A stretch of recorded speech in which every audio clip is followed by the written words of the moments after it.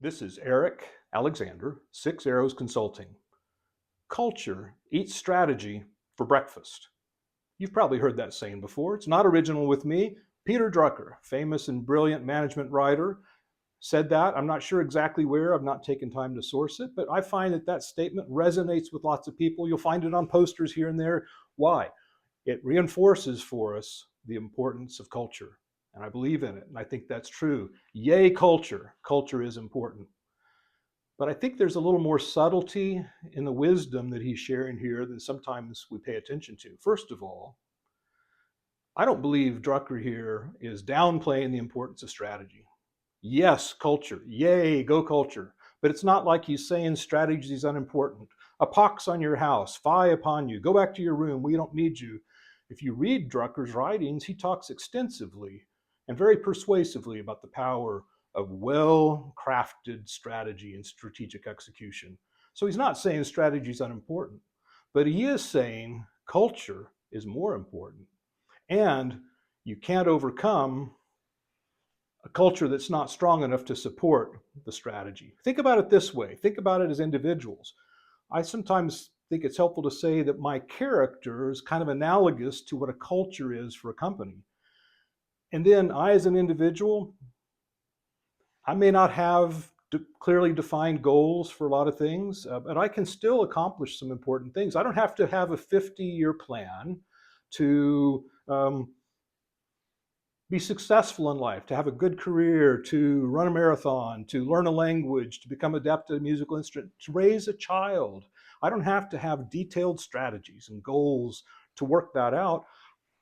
What I need is character, persistence, and other character qualities that will impel me along. And yes, it helps to have some goals. Similarly, for a company, yes, I benefit from having strategies that outline details of what I want to accomplish, but what's more important is what will eat it for breakfast is my culture, the lived, shared values of our company. So what's optimal is when we have both, and both are strong and both are integrated and internally consistent. When we're moving along as a company with culture that impels us because of the values that we share. And then also with the power of the strategy that provides clarity for our shared actions moving forward. So what's optimal? Put those two together. Culture is more important, but let's foster both. Let's not downplay strategy at the same time that we're elevating the importance of culture. Second subtlety I want to pay attention to. Yes, culture does eat strategy for breakfast. So yay, culture. But not always are we talking about healthy, strong, positive culture. Think about this definition of culture, our lived, shared values.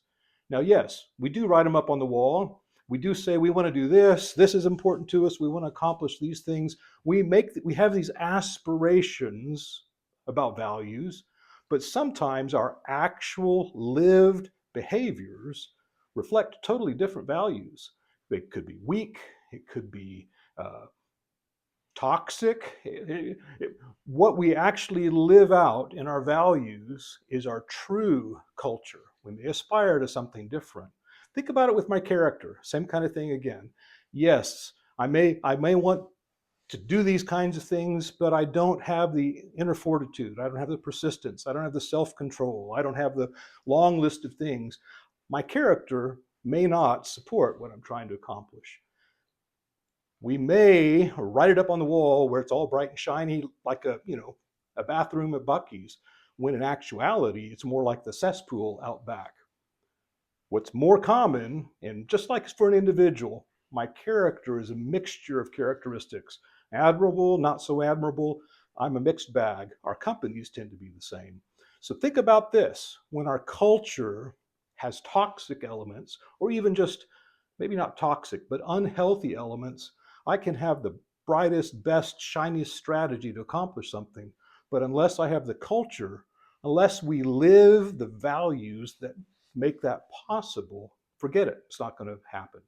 Maybe we've developed in our strategy, we need to come up with all these creative ways to take care of customers. But if our culture means we don't know how to innovate, we couldn't innovate our way out of a wet paper bag, the strategy's futile, not going to accomplish anything. Maybe we're saying to take care of our customers, we've got to have high customer service, high quality touch with our customers.